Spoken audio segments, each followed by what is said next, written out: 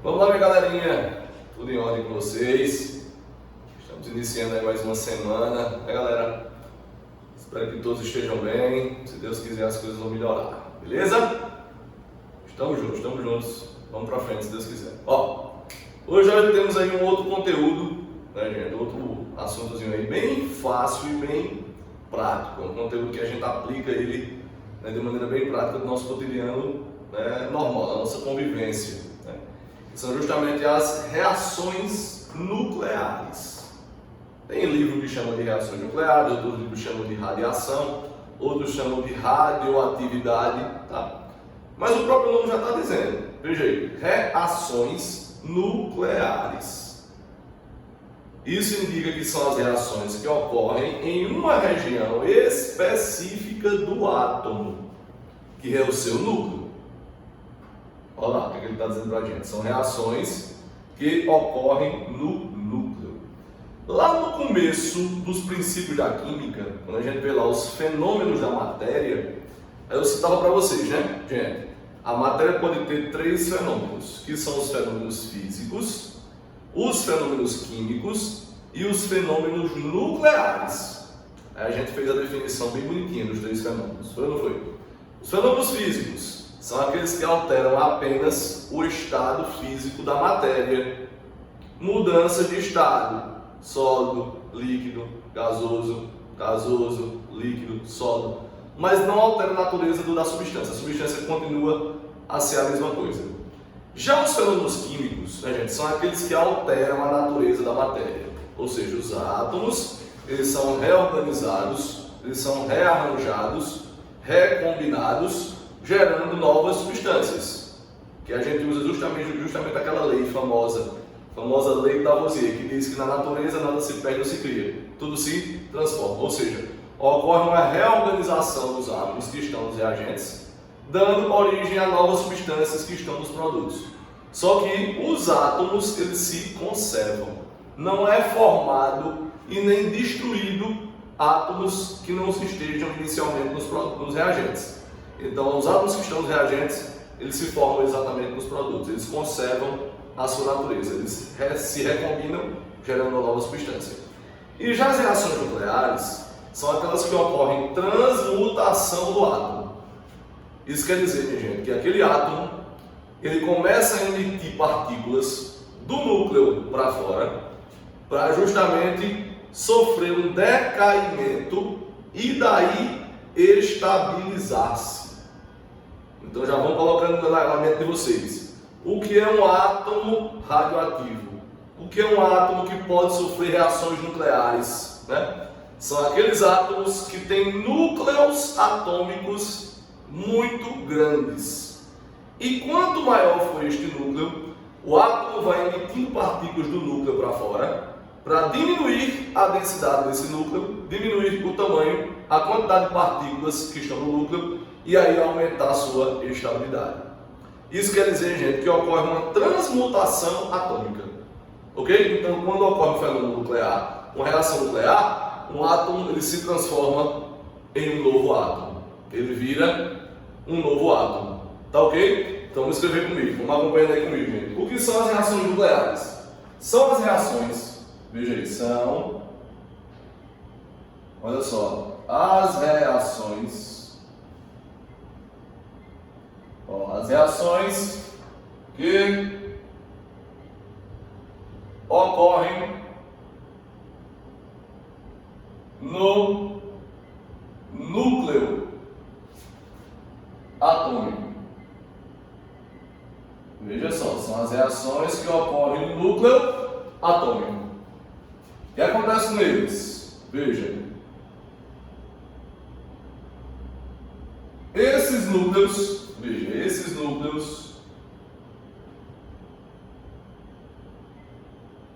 são instáveis, por serem muito grandes. Veja só, por serem núcleos muito grandes. Quando você diz que o núcleo é muito grande, gente, é porque ele tem muitas partículas. prótons e nêutrons. Ele tem muitas partículas. Então é um núcleo grande. Quanto maior for o núcleo, ele tem menor estabilidade. É por isso que nem todo átomo é radioativo.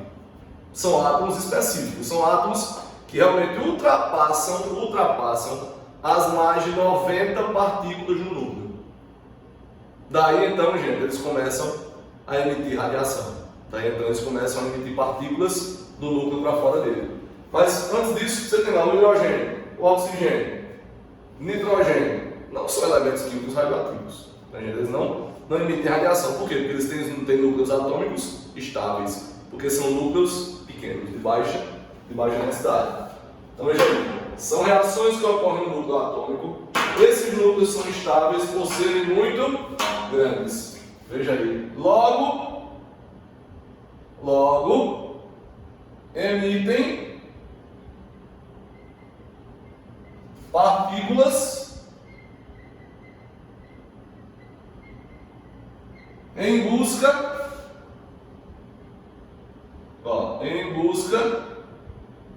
de estabilidade. Veja, em busca de estabilidade. Isso nós chamamos de quê? De decaimento. Chamamos isto de decaimento. Então, quando o cara diz lá, um radionuclídeo, um nuclídeo atômico, ele está dizendo que aquele cara ele vai emitir partículas para decair. Decair significa diminuir e aumentar a sua estabilidade. Daí então vai chegar um momento que a quantidade de partículas que existe no núcleo é suficiente para que aquele núcleo se estabilize. Ele obtenha a sua estabilidade. Tá ok, gente? Esse estudo das reações nucleares, ele não é um estudo muito antigo, não. Não é um estudo muito antigo, não. É um estudo um pouco recente. Isso ocorreu ali no final, né, dos anos de 1890, 1892, mais ou menos por ali. Tá, gente? E a era nuclear, né, ela ocorreu a partir do modelo atômico de Rutherford. A era nuclear, ela começou a existir, né, gente, a partir do modelo atômico de Rutherford. Por quê, gente? Porque foi no modelo atômico de Rutherford que descobriu-se algo que até então, no modelo de Dalton e no modelo de Thomson, não tinha se descoberto ainda. Né, gente? Quer saber que o átomo é constituído por duas regiões. Que regiões são essas? O núcleo e órbitas descontínuas, espaços descontínuos que existiam ao redor do núcleo, que foi chamado de eletrosfera. No modelo de Dalton e no modelo de Thomson, todos nós sabemos que não existia a ideia de que existissem espaços vazios no átomo, né, gente? É como se o átomo fosse aí aquela coisa compacta, aquela coisa em forma de bolo, né? Em forma de bolo. Então, no modelo atômico de Rutherford, foi aqui, gente, que começou a existir o quê? A famosa era nuclear. Ou seja, a idade nuclear começou a surgir a partir daqui, gente, do modelo atômico de Rutherford. Tá tranquilo? Porque foi daí em diante que apareceu o estudo do núcleo atômico. Apareceu o estudo do núcleo atômico. Tá ok? O que foi que ocorreu na realidade, né, gente? O que foi que aconteceu na realidade? Um cara chamado de Becquerel, muito famoso aí na história da radiação, Becquerel estudava líquidos fluorescentes e fosforescentes. Quer dizer, substâncias químicas que emitiam luz quando estão recebendo luz, que é o caso do fluorescente, e substâncias químicas que emitem luz na ausência de luz, que é o caso do fosforescente. Sabe, gente? Então a substância fluorescente ela só emite luz, emite fótons, quando está recebendo energia. E a substância fosforescente é aquela que quando está no escuro, quando você tira ele, né, da luz, ele começa a emitir fótons. Por quê? Porque ele recebeu a energia em um certo momento, aqueles letreiros de placa de trânsito, até alguns ponteiros de relógio, né? Você vê muito isso, interruptor de parede, de energia. Quando está na ausência de luz, ele fica aceso, ele começa a emitir luz. Porque ali, gente, o fóton ele vai retornar para a sua camada menor. Quando ele recebeu energia durante o dia, de uma fonte natural artificial, o elétron foi de uma camada menor para uma camada maior. Mas depois o elétron ele retorna quando você retira aquele objeto, aquele material da presença de luz. Tá ok? Então Becquerel estudava isso, substâncias fluorescentes e fosforescentes. Tá? Fazendo um estudo mais aprofundado, outro carinha chamado ele de Röntgen fez o seguinte, né? Ele percebeu, tá, gente, que essas substâncias elas conseguiam, de uma certa forma, atravessar o corpo humano, atravessar a pele humana, né?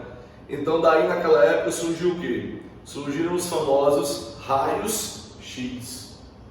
O que eram os raios X? Era uma energia de natureza desconhecida que conseguia atravessar a pele humana. Então daí, gente, notou-se o quê? Que o núcleo, ele era uma região densa com cargas positivas e ao redor do núcleo existia uma região descontínua com cargas negativas, que nós chamamos de eletrosfera. Entenda a lógica disso?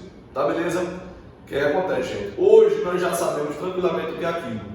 O que é a radiação, onde é que ela se propaga, quais são os meios, quais são os favorecimentos que ela pode causar para nós e também os efeitos negativos que ela pode causar para a gente, né? Então existe muito disso aí, efeitos positivos e efeitos negativos. A radiação ela causa para a gente coisas boas, mas se a gente não tiver um controle de fato sobre a radiação, ela pode causar para a gente, né, problemas que são realmente seríssimos, problemas que são realmente muito perigosos.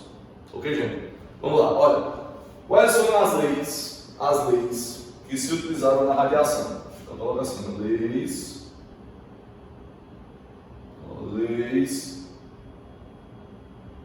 da radiação. Veja aí, leis da radiação. Beleza? Nós vamos ter três leis, ok? Mas essas leis, elas são identificadas por emissões radioativas. Essas leis são identificadas por emissões radioativas. Fazendo-se um estudo dessas emissões, se fez o seguinte experimento. Olha só. Colocou-se aqui, gente, um bloco de chumbo, tá? Um bloco de chumbo com um artefato radioativo. Um artefato radioativo, tá? Aqui atrás, uma chapa fotográfica. Uma chapinha fotográfica, semelhante àquela chapinha que a gente recebe quando a gente bate um raio-x, uma radiografia, tá ok? Ó, introduziu-se aqui, gente, dois eletroímãs, ou seja, um campo magnético. E eles virados com seus polos opostos. O positivo atraindo o negativo, o negativo atraindo o positivo. Daqui a pouco foi o que ocorreu. Abriu-se um orifício. Bem aqui, gente, na frente da placa de chumbo. E percebeu-se o seguinte, tá? Teve um tipo de energia que fez esse movimento. Não sofreu nenhum desvio, nenhuma atração, nem para a placa de cima e nem para a placa de baixo, nem para o ímã com o lado positivo, nem para o ímã com o lado negativo. Outra partícula fez isso aqui agora, ó. E já outra partícula fez isso aqui,